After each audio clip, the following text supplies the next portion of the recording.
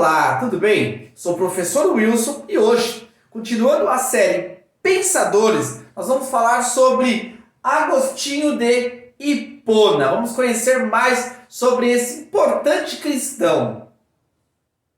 Quem foi Agostinho? Ele foi um importante ou principal filósofo da patrística. A patrística foi um período da história medieval que vai destacar ali os pais da igreja. É um período de transição no qual a filosofia vai se unir com a religião através da igreja católica e nós vamos ter ali os padres, os monges católicos desenvolvendo suas reflexões a partir de uma filosofia cristã. Nesse caso, Agostinho ele vai ser o principal filósofo.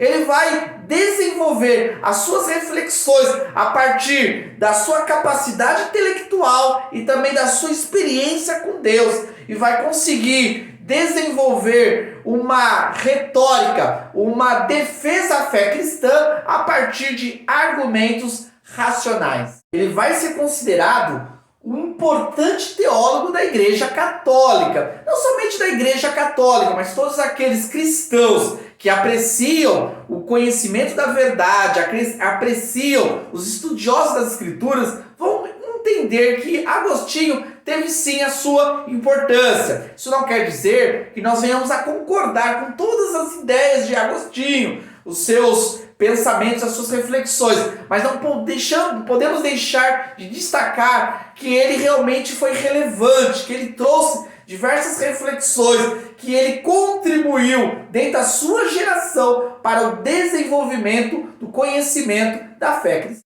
Ele vai escrever dezenas de obras essas importantes, mas podemos destacar aqui as Confissões de Agostinho, uma obra no qual ele registra, através de um escrito bem interessante, ou no qual ele relata da sua experiência de conversão, a sua vida pecaminosa, antes de conhecer o Salvador, antes de conhecer a Jesus, e depois a transformação da sua vida a partir da fé cristã. Outra obra importante de Agostinho é A Cidade de Deus.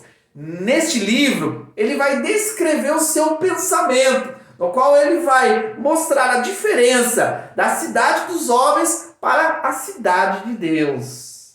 Agora que você já conhece um pouco mais sobre Agostinho, vamos aqui analisar a sua história. Ele nasceu em 354 d.C. em Tagaste. A sua mãe era uma fervorosa cristã, Santa Mônica, e o seu pai era pagão. Mônica viveu a vida toda orando pela conversão de Agostinho. Já o seu pai, como pagão, ele só foi ter um encontro com Cristo no final da sua vida, quando ele estava muito doente, e aí ele se converteu antes de partir. Apesar de Agostinho ter, na sua juventude, uma vida muito pregressa, muito voltada para as práticas de prostituição, Agostinho também era uma pessoa que ansiava pelo conhecimento da verdade. E nessa busca de encontrar a verdade, aquilo que era certo, ele caminhou em duas correntes de pensamento, que foi o maniqueísmo e o neoplatonismo. No neoplatonismo, ele vai trazer uma junção das ideias de Platão para um mundo religioso, para uma realidade de espiritualidade. Mas a vida de Agostinho vai ter uma transformação total a partir da sua conversão. Quando ele se converte ao cristianismo, ele vai ser um homem transformado. E essa conversão proporcionou a ele uma nova caminhada. Agora, não mais como orador do Império Romano, Agostinho era o homem de Deus. Na época, o mundo do qual fazia parte Agostinho estava muito permeado pelas ideias dos gregos, a ideia dos filósofos.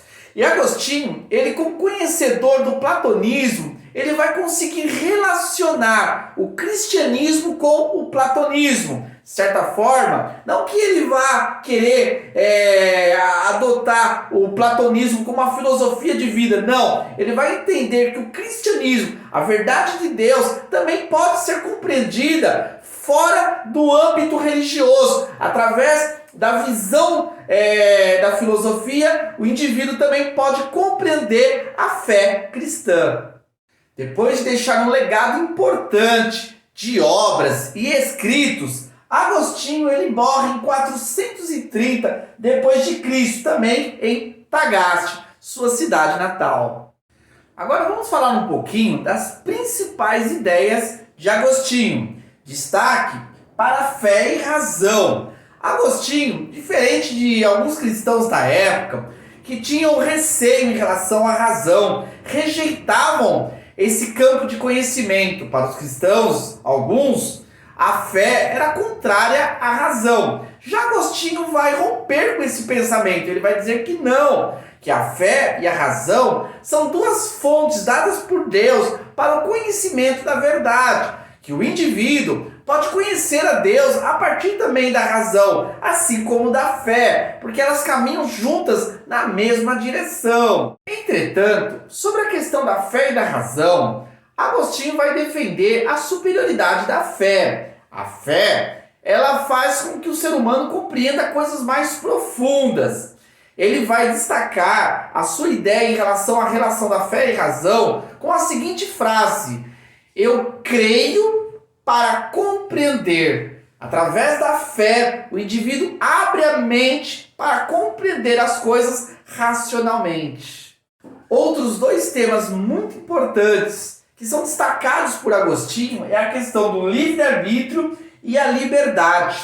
Agostinho vai entender que o livre-arbítrio é uma bênção de Deus, é uma dádiva dos céus dada ao indivíduo. Assim, o ser humano pode escolher tanto entre o bem e o mal. É a capacidade que todos possuem para escolher e decidir sobre qual caminho seguir. Já a liberdade, para Agostinho, é algo restrito a alguns, que são pessoas essas que vão conseguir fazer valer o seu livre-arbítrio. Isto é, as pessoas que sabem escolher aquilo que é certo, aquilo que é correto, essas pessoas são livres, são libertas. Para Agostinho, Deus nos proporciona a liberdade, que é uma vida fora dos caminhos errados, fora das práticas pecaminosas. Que o homem verdadeiramente livre não é aquilo que é dito hoje na sociedade contemporânea, que é aquele que faz o que quer, que segue os seus sentimentos, as suas vontades, que faz tudo para ser feliz. Não. Para Agostinho, o homem livre é aquele que faz aquilo que é correto, que segue o bom caminho, que sabe tomar as decisões corretas, decisões essas que estão pautadas na vontade de Deus.